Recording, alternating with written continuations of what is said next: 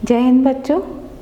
आज हम ठोस अवस्था का तीसरा भाग ले रहे हैं, थर्ड पार्ट। इससे पहले की क्लासेस में हम पार्ट 1 में और पार्ट 2 में जो टॉपिक्स हमने पढ़े थे, क्रिस्टल्स, टाइप्स ऑफ सॉलिड्स पढ़ा था, उनकी प्रॉपर्टीज़ पढ़ी थी, क्लासिफिकेशंस ऑफ सॉलिड्स पढ़े थे, कैरेक्टरिस्टिक्स ऑफ सॉलिड्स पढ़ा था।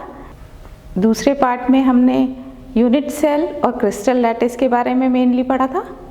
इस पार्ट में हम क्लोज पैकिंग इन क्रिस्टल्स या निविड संकुलित संरचनाओं के बारे में पढ़ रहे हैं, और कुछ जो डिफेक्ट्स होते हैं ठोसों में, अपूर्णताएं होती हैं, इम्परफेक्शंस होता है, उसके बारे में भी हम इस कक्षा में देखेंगे। आइए देखते हैं। Close packed structures in solids और निविड संकुलित संरचनाएं। ठोसों में उनके कॉन्स्टिट्यूएंट पार्टिकल्स, अवयवी कण जो कि अणु, परमाणु या आयन कुछ भी हो सकते हैं, उनकी क्लोज पैक्ड संरचना होती है, निविड संकुलित होते हैं तथा अवयवी कणों के बीच न्यूनतम स्थान रिक्त होता है। ठोसों के अवयवी कणों की पैकिंग व्यवस्था, जो पैकिंग पैटर्न है ठोसों में, सॉलिड्स में, वो 1 डायमेंशन में हो सकता है, 2 डायमेंशन में हो सकता है और 3 डायमेंशंस में हो सकता है। और इस तरह से जैसा कि चित्र में हम देख सकते हैं, 1 डायमेंशन की व्यवस्था है पहली। दूसरे चित्र में हम देख सकते हैं 2 डायमेंशंस में या द्विविमीय में जो व्यवस्था है ठोसों की, वो देख सकते हैं। और अवयवी कणों की त्रिविम में या 3 डायमेंशन में जो व्यवस्था है वो हम तीसरे चित्र द्वारा देख सकते हैं। तो ये आपस में बहुत घनी संरचना में संकुलित होते हैं, बहुत ज़्यादा पैक्ड स्ट्रक्चर होता है इनका, और इनके बीच जो अंतरकाशीय रिक्तियाँ हैं या स्पेसेस हैं वो बहुत कम होते हैं, न्यूनतम होते हैं। क्लोज पैकिंग इन 1 डायमेंशन, एक विमीय में निविड संकुलन। एक विमीय में ठोसों के अवयवी कणों में क्लोज पैकिंग की केवल एक ही विधि हो सकती है। इसमें ठोसों के अवयवी कणों को एक पंक्ति में एक दूसरे से स्पर्श करते हुए व्यवस्थित किया जाता है। इस चित्र द्वारा हम देख सकते हैं, ये 1 डायमेंशनल पैकिंग व्यवस्था का चित्र है, जिसमें एक पंक्ति में अणु, परमाणु या आयन्स लगे हुए हैं। इस व्यवस्था में ठोस के अवयवी कण जो गोले की आकृति में होते हैं का प्रत्येक गोला 2 निकटवर्ती गोलों के संपर्क में रहता है। एक कण के, जो कि परमाणु, अणु या आयन कुछ भी हो सकते हैं, एक कण के आसपास जो गोले लगे होते हैं, दूसरे कण होते हैं, वो उनकी जो संख्या होती है वो कोऑर्डिनेशन संख्या या उपसह संयोजन संख्या कहलाती है। इस प्रकार 1 डायमेंशनल या एक विमीय निविड संकुलित कोऑर्डिनेशन नंबर या उपसह संख्या 2 होती है। द्विविमीय में निविड संकुलन या क्लोज पैकिंग इन 2 डायमेंशन इस तरह से होता है, 2 डायमेंशंस में है ये। 2 डायमेंशन या द्विविमीय में ठोसों के अवयवी कणों की क्लोज पैकिंग या निविड संकुलित संरचना गोलों की पंक्तियों को एक साथ एक के ऊपर एक रखकर निम्नांकित 2 तरीकों से की जा सकती है। आप चित्र में देख रहे हैं, पहली square close packing in 2 dimension, द्विविमीय में वर्ग निविड संकुलन। द्वितीय पंक्ति के गोले प्रथम पंक्ति के गोलों के ठीक ऊपर हों एवं दोनों पंक्तियों के गोले हॉरिजॉन्टल या क्षैतिजी तथा वर्टिकल या ऊर्ध्वाकार रूप से रखे हुए या संरेखित हो, तो इस प्रकार ये square close packing in 2 dimension की संरचना बनाते हैं। गोलों की प्रथम पंक्ति की व्यवस्था को ए प्रकार की व्यवस्था, साथ ही साथ दूसरी पंक्ति की भी ठीक समान होने के कारण उस पंक्ति की व्यवस्था को भी ए प्रकार की व्यवस्था कहते हैं। अतः यह व्यवस्था 2 से ज़्यादा पंक्ति में रखे जाने से ए प्रकार की प्राप्त की जा सकती है, क्योंकि इनमें सारे गोलों की प्रकृति एक ही जैसी है और एक के ऊपर एक बराबरी से रखे हुए हैं, इसलिए ये इस प्रकार की व्यवस्था ए प्रकार की व्यवस्था कहलाती है। अतः इस स्थिति में द्विविमीय उपसह संयोजन संख्या या 2 डायमेंशनल कोऑर्डिनेशन नंबर 4 होता है। हर एक गोला अपने आसपास 4 अन्य गोलों से घिरा हुआ होता है और इसलिए इसकी उपसह संयोजन संख्या 4 होती है। 2 डायमेंशनल हेक्सागोनल क्लोज पैकिंग, द्विविमीय षटकोणीय निविड संकुलन। इस प्रकार की व्यवस्था में ठोसों की दूसरे पंक्ति को प्रथम पंक्ति के ऊपर इस प्रकार रखा जाता है कि उसके गोले प्रथम पंक्ति के गोलों के ठीक पूरी तरह अवनमनों में या उसके डिप्रेशंस में उसके ऊपर आ जाएं। और इस तरह की जो संरचना होती है, इस तरह का जो अरेंजमेंट होता है, वो हेक्सागोनल पैकिंग कहा जा सकता है इसे। प्रथम पंक्ति को ए तथा दूसरी पंक्ति को बी कहा जाता है। चूँकि दोनों पंक्तियों की व्यवस्था भिन्न है, इसलिए इस प्रकार की व्यवस्था को ए बी व्यवस्था कहा जाता है। और इसमें केंद्र में हर गोले के आसपास 6 गोले लगे होते हैं और ये समषटकोण या रेगुलर हेक्सागोन बनाता है और उसके कोनों पर अन्य गोले व्यवस्थित होते हैं। इस स्थिति में ठोस के अवयवी कण अर्थात प्रत्येक गोला निकटवर्ती 6 गोलों के संपर्क में रहता है और ये ए बी प्रकार की व्यवस्था होती है और इसमें हर गोला 6 अन्य गोलों से घिरा हुआ आता है और इसकी उप सहसंयोजन संख्या या कोऑर्डिनेशन नंबर 6 होती है। त्रिविम में निविड संकुलन क्लोज पैकिंग इन 3 डायमेंशंस। त्रिविम में या 3 डायमेंशंस में जो क्लोज पैकिंग है वो कुछ इस प्रकार से हम देख सकते हैं चित्र में। 3 डायमेंशन में क्लोज पैकिंग 2 तरह से प्राप्त की जा सकती है। द्विविम वर्ग निविड संकुलित परतों से त्रिविम निविड संकुलन या 3 dimensional close packing from 2 dimensional square close packed layers. ये 2 डायमेंशनल स्क्वायर से ये संरचना प्राप्त की जाती है। और द्वितीय प्रकार की जो है वो द्विविम षटकोणीय निविड संकुलित परत से, जो कि 3 dimensional close packing from 2 dimensional hexagonal close packed layer से प्राप्त की जाती है। पहले प्रकार का जिसमें कि द्विविम वर्ग निविड संकुलित परतों से त्रिविम निविड संकुलन प्राप्त किया जाता है। 3 dimensional close packing from 2 dimensional square close layers. घनी निविड संकुलित परतों की पहली लाइन के ठीक ऊपर दूसरी परत रखकर तथा ठीक इन परतों के क्षैतिज दूसरी परतों को रखकर त्रिविम में निविड संकुलन को प्राप्त किया जा सकता है। इस प्रकार की व्यवस्था ए प्रकार की व्यवस्था है, अर्थात ए टाइप का लेयर बनाकर इसकी एकक कोष्टिका आद्य घनी एकक कोष्टिका है, जिसे चित्र में लाल रंग से दर्शाया गया है। दूसरे प्रकार की जो 3 डायमेंशनल स्ट्रक्चर है, जो कि षटकोणीय निविड संकुलित परतों से प्राप्त है। 3 dimensional close packing from 2 dimensional hexagonal close pack structure. द्विविम षटकोणीय निविड संकुलित परतों से त्रिविम निविड संकुलन 2 तरह से प्राप्त किया जाता है। द्वितीय परत को प्रथम परत के ऊपर रखकर, तृतीय परत को द्वितीय परत पर रखकर। इन 2 तरीकों से हम द्विविम में षटकोणीय निविड संकुलित परतों को रखकर त्रिविम निविड संकुलन प्राप्त कर सकते हैं। द्वितीय परत को प्रथम परत के ऊपर रखकर प्रथम परत को द्वितीय परत पर इस प्रकार रखा जाता है कि द्वितीय परत के गोले प्रथम परतों के अवनमनों में आ जाएं, अर्थात ए बी व्यवस्था का त्रिविम प्राप्त हो सके। तो इस प्रकार की व्यवस्था ए बी प्रकार की व्यवस्था होती है।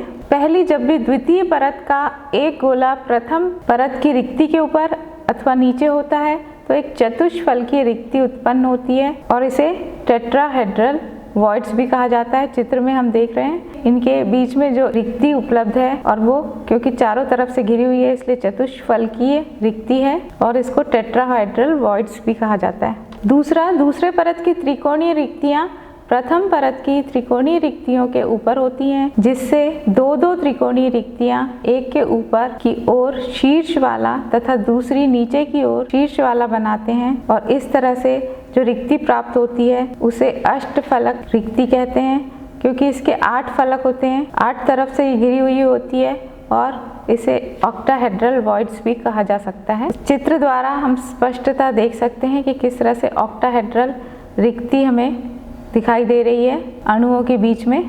अभी तक हम ये देख रहे थे ऑक्टाहेड्रल वॉइड्स या अष्टफलकीय रिक्तियाँ एवं चतुष्फलकीय रिक्तियाँ, तो उनकी संख्या कैसे निकालते हैं ये इस स्लाइड से देखते हैं।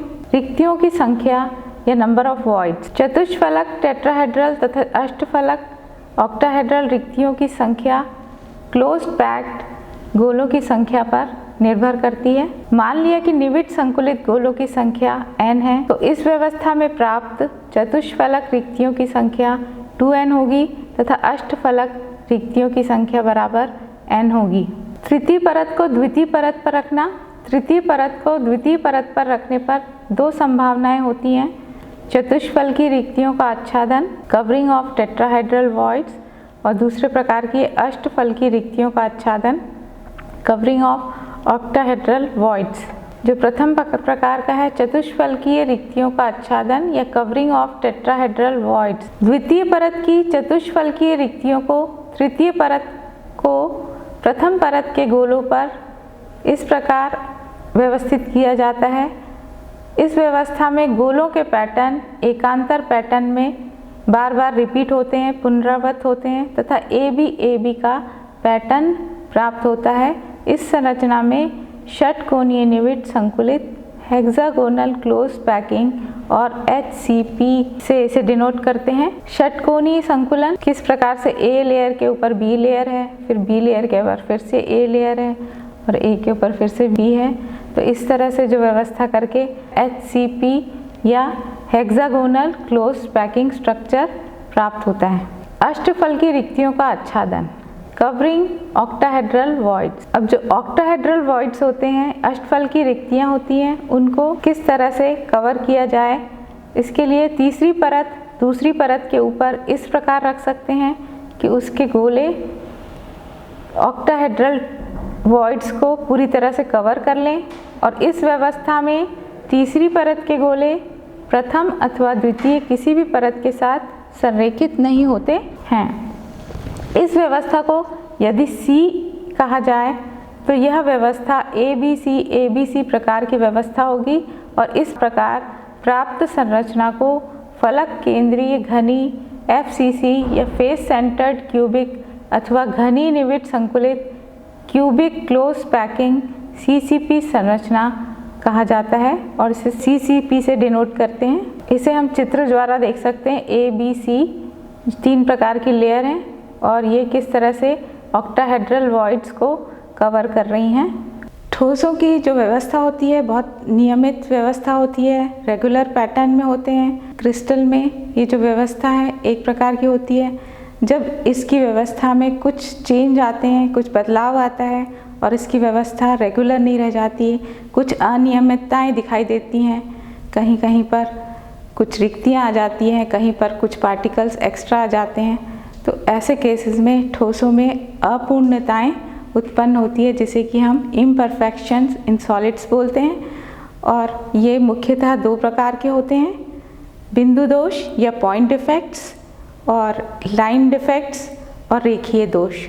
तो आइए हम देखते हैं किस प्रकार से ये दोष उत्पन्न होते हैं। क्रिस्टली ठोस या क्रिस्टलाइन सॉलिड के जो अवयवी कण हैं, जो कॉन्स्टिट्यूएंट पार्टिकल्स हैं, उनकी व्यवस्था के क्रम में इरेगुलरिटी आ जाती है या अनियमितता आ जाती है, जिसके कारण क्रिस्टल कुछ इनकम्प्लीट से हो जाते हैं, परिपूर्ण नहीं होते तथा उनमें दोष उत्पन्न हो जाता है या उनमें कुछ डिफेक्ट आ जाता है।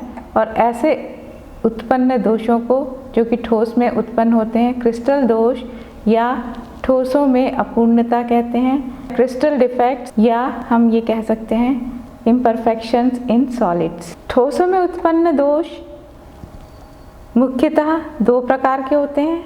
जो बिंदु दोष है, एक क्रिस्टली पदार्थ में एक बिंदु अर्थात एक परमाणु के चारों ओर की आदर्श व्यवस्था में अनियमितता अथवा विचलन होना बिंदु दोष कहलाता है।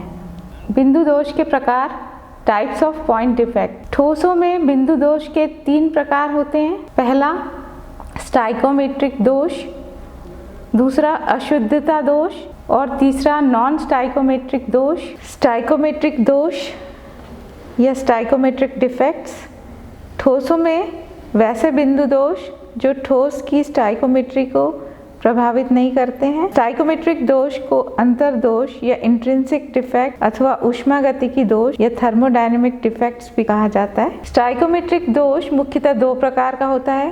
पहला रिक्तिका दोष और दूसरा अंतरकाशी दोष। रिक्तिका दोष में रिक्तियां उत्पन्न हो जाती हैं, कुछ आयन स्थान छोड़ देते हैं, और अंतरकाशी दोष में अपने स्थान से हटके वो अंतरकाशी स्पेस में, अंतरकाशी इंटरस्टिशियल स्पेसेस में चले जाते हैं और इस प्रकार का दोष उत्पन्न होता है। रिक्तिका दोष या वैकेंसी डिफेक्ट, जब कुछ चालक स्थल रिक्त हों तो इसे क्रिस्टल में रिक्तिका दोष कहा जा सकता है, जैसे कि हमने अभी चित्र में देखा था। रिक्तिका दोष या वैकेंसी डिफेक्ट। रिक्तिका दोष घनत्व को कम कर देता है। पदार्थ को गर्म करने पर भी इस प्रकार का रिक्तिका दोष उत्पन्न हो जाता है। दूसरे प्रकार का जो दोष है स्टाइकोमेट्रिक दोष के अंतर्गत या इंटरस्टिशियल डिफेक्ट, जिसे कि हम अंतरकाशी दोष भी कहते हैं। चित्र द्वारा देख सकते हैं, इसमें अंतरकाशी में जो एटम्स का अरेंजमेंट है उसमें अंतर आ रहा है। अंतरकाशी दोष या इंटरस्टिशियल डिफेक्ट क्रिस्टल में कुछ अवयवी कण अंतरकाशी स्थल पर पाए जाने के कारण अवयवी कणों की व्यवस्था में होने वाली अनियमितता के कारण उत्पन्न दोष को अंतरकाशी दोष कहा जा सकता है। अंतरकाशी दोष पदार्थ के घनत्व को बढ़ाता है, क्योंकि इसमें एक्स्ट्रा पार्टिकल आ जाते हैं इनके बीच में, इसलिए पदार्थ का घनत्व बढ़ जाता है। इस तरह की रिक्तिका तथा अंतरकाशी दोष अनआयनिक या नॉन आयनिक ठोसों में दिखाई देती है। आयनिक ठोस उदासीन होते हैं, अर्थात इनमें हमेशा उदासीनता बनी होनी चाहिए। यह इन दोषों को सरल रिक्तिका अथवा अंतरकाशी दोषों की बजाय फ्रैंकेल और शॉटकी दोषों की तरह दिखाते हैं। फ्रैंकेल दोष आयनिक ठोसों के क्रिस्टल में लघुतर आयन, साधारणतः धन आयन, अपने वास्तविक स्थान से विस्थापित होकर अंतरकाशी स्थान पर या इंटरस्टिशियल साइट में चला जाता है। फ्रैंकेल दोष या फ्रैंकेल डिफेक्ट वास्तविक स्थान पर रिक्तिका दोष है, जो कि वैकेंसी डिफेक्ट है, तथा नए स्थान पर अंतरकाशी दोष को उत्पन्न करता है। इस चित्र से जैसा कि हम देख सकते हैं, एक स्थान रिक्त दिखाई दे रहा है और यहाँ से जो आयन है वो निकल के अंतरकाशी में पाया जा रहा है। जिस तरह से ये दोनों दोषों को दिखा रहा है, रिक्तिका दोष को भी दिखा रहा है और अंतरकाशी दोष को भी दिखा रहा है। अंतरकाशी की व्यवस्था में भी परिवर्तन है और इसमें जो रेगुलर अरेंजमेंट था उसमें एक स्थान रिक्त भी है।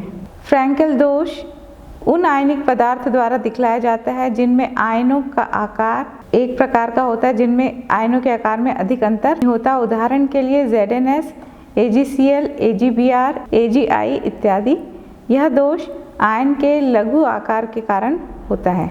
दूसरे प्रकार का जो महत्वपूर्ण दोष है शॉटकी दोष। शॉटकी दोष या शॉटकी डिफेक्ट क्रिस्टलीकरण के क्रम में कुछ जालक स्थल के रिक्त हो जाने के कारण उत्पन्न होता है, जैसे कि हम चित्र में देख रहे हैं। इसमें दो जगह रिक्त हैं, दो स्थान रिक्त हैं, एक धन आयन की और एक ऋण आयन की। शॉटकी दोष रिक्तिका दोष की तरह है और अतः यह भी पदार्थ के घनत्व को घटाता है और इसमें रिक्तिका उत्पन्न हो जाती है और ये कुछ स्थान रिक्त होने की वजह से आयनों की संख्या कम हो जाती है और इस तरह पदार्थ का घनत्व कम हो जाता है। शॉटकी दोष उन आयनिक पदार्थों जिनमें धन आयन तथा ऋण आयन का आकार लगभग समान होता है के द्वारा दिखलाया जाता है, जैसे कि NaCl, KCl, सीजियम क्लोराइड और AgBr। शॉटकी दोष में जैसा कि हम देख रहे हैं रिक्तियाँ दिखा रहा है ये, और फ्रैंकेल दोष में विस्थापित कणों को दिखा रहा है। विस्थापित कण जो अंतरकाशी स्पेस में, इंटरस्टिशियल स्पेसेस में कुछ आयंस आ गए हैं, तो ये फ्रैंकेल दोष जो कि विस्थापित दोष है और शॉटकी दोष जो कि रिक्ति दोष है। इस चित्र में हम देख सकते हैं ये जो बिंदु दोष हैं, फ्रैंकेल डिफेक्ट और शॉटकी डिफेक्ट, इसका चित्र है।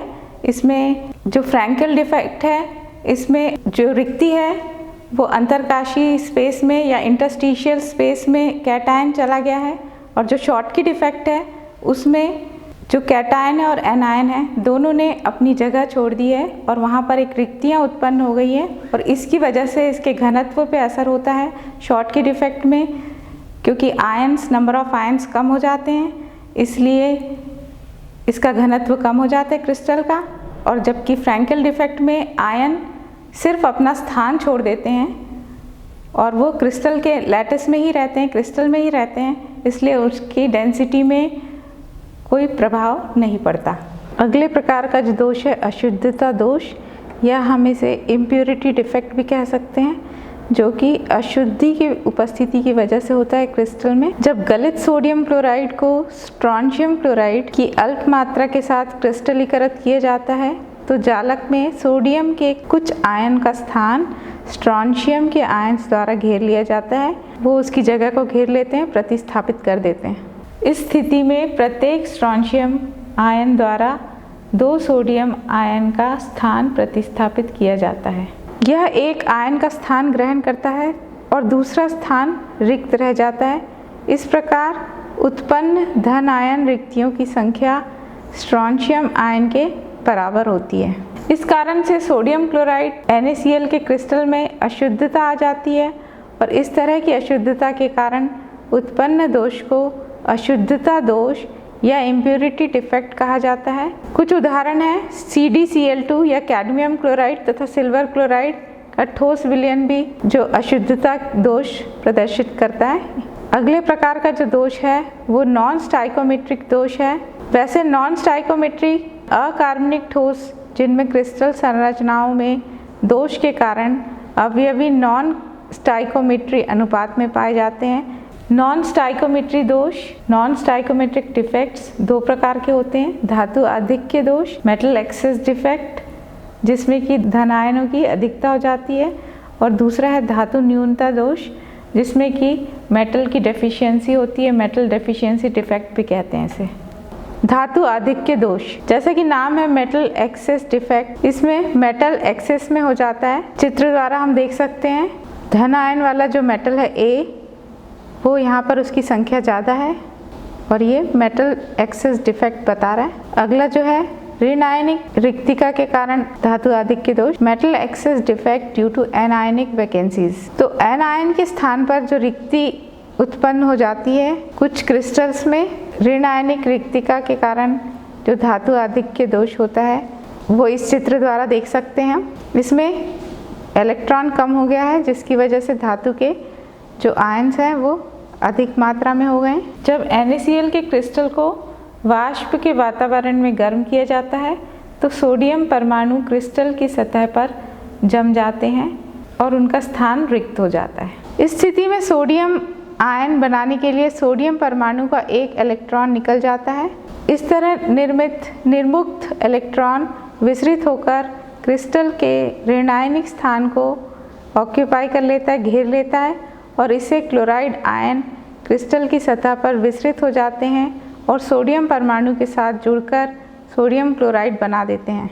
इस दोष के कारण उत्पन्न अयुग्मित इलेक्ट्रॉन द्वारा भी ऋणायनिक रिक्तिकाओं को F सेंटर या F केंद्र कहा जाता है।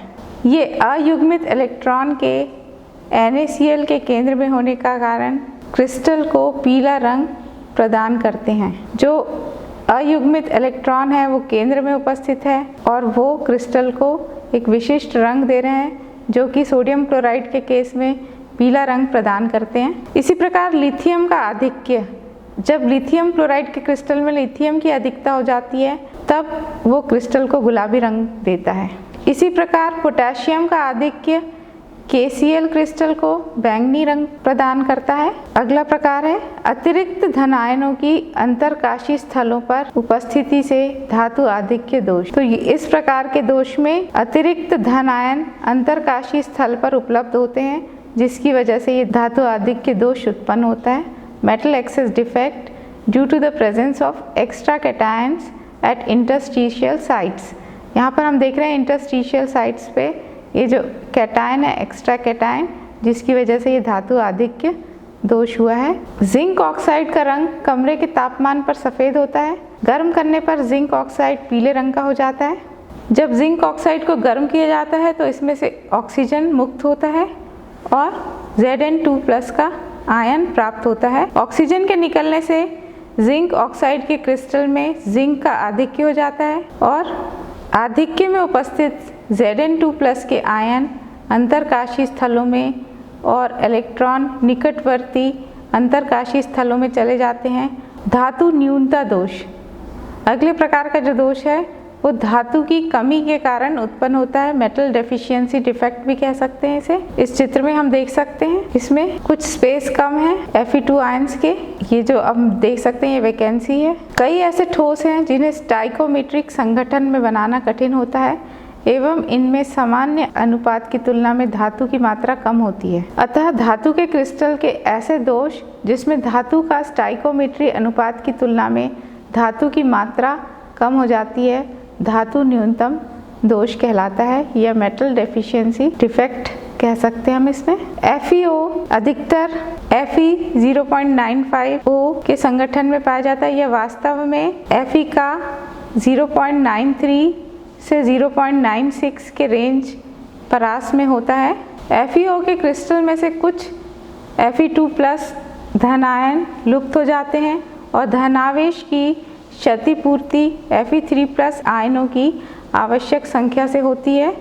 तो जो स्थान रिक्त हो जाते हैं उनकी पूर्ति के लिए, उनकी क्षतिपूर्ति के लिए Fe3+ आयन की आवश्यक संख्या जो है वो उसकी पूर्ति करती है। अब जो हमने आज के टॉपिक्स पढ़े हैं उस पर आधारित कुछ होमवर्क के क्वेश्चंस हैं। पहला प्रश्न है, एक अणु की वर्ग निविड संकुलित परत में द्विविमीय या 2 डायमेंशनल उप सहसंयोजन संख्या क्या है। अगला प्रश्न, एक यौगिक 2 तत्वों M और N से बना है। तत्व N CCP संरचना बनाता है और M के परमाणु चतुष्फलकीय रिक्तियों के 1/3 भाग को अध्यासित करते हैं। तो ऐसे में यौगिक का सूत्र क्या होगा। अगला प्रश्न, निम्नलिखित में से किस जालक में उच्चतम संकुलन क्षमता है। पहला सरल घनी, दूसरा अंतः केंद्रित घनी और तीसरा जो है षटकोणीय निविड संकुलित जालक। अगला प्रश्न, समझाइए कि एक उच्च संयोजी धन आयन को अशुद्धि की तरह मिलाने पर आयनिक ठोस में रिक्तिकाएं किस प्रकार प्रविष्ट होती हैं।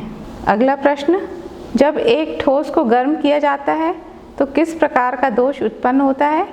इसमें कौन से भौतिक गुण प्रभावित होते हैं और किस प्रकार प्रभावित होते हैं, ये आपको बताना है। अगला प्रश्न, निम्नलिखित किस प्रकार का स्टाइकोमेट्रिक दोष दर्शाते हैं। ZNS और AgBr, ये किस प्रकार के स्टाइकोमेट्रिक दोष को दर्शाते हैं, ये बताना है आपको।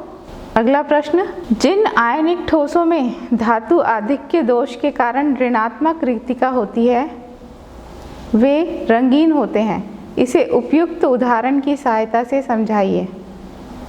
अगला प्रश्न, एक बंद घनी संकुलित इकाई कोशिका में उपस्थित चतुष्फलकीय रिक्तियों की संख्या निम्न में से कितनी होती है। 4, 8, 6 या 2। अगला प्रश्न, फ्रैंकेल दोष का सही उदाहरण है NaCl, सीजियम क्लोराइड, KCl अथवा AgCl। अगला प्रश्न, NaCl क्रिस्टल की संरचना है द्विसमलंबाक्ष, घनी, विषम लंबाक्ष और एकंताक्ष।